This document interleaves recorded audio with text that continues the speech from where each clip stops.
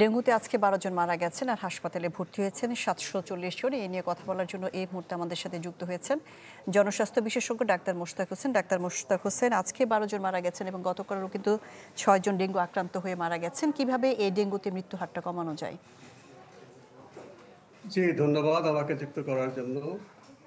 ডেঙ্গুতে মৃত্যুটা কিন্তু আমরা কমাতে পারি, সেটা আমাদের হাতে রয়েছে।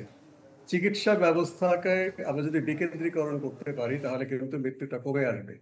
মৃত্যুর একটা বড় কারণ হচ্ছে যে বিশেষ করে যারা নিম্ন আয়ের মানুষ, দিন আনা দিন খায়, তারা অসুস্থ হয়ে সর্বশেষ একেবারে শেষ মুহূর্তে হাসপাতালে আসেন। এখন কথা হচ্ছে যে যারা দিন আনে দিন খায়, মানে গ্রামে হোক বা শহরে হোক, আহ, যে তাদের যদি প্রাথমিক স্বাস্থ্য কেন্দ্রে, গ্রামে যেরকম কমিউনিটি ক্লিনিক আছে, ইউনিয়ন স্বাস্থ্য কেন্দ্র আছে, শহরে সেটা নেই। শহরে তারা ভ্রাম্যমাণ গাড়িতে করে ডেঙ্গুর টেস্টের ব্যবস্থা করে।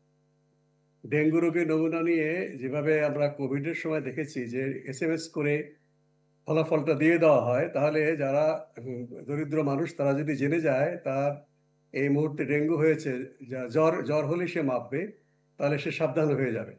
ডেঙ্গুতে বিপদের হলো যখন ২-৩ দিন পরে জ্বর চলে যায়, তারপরে যারা জানে না ডেঙ্গি তারা কিন্তু স্বাভাবিক কাজে চলে যাবে, যারা দিন আনে দিন খায়।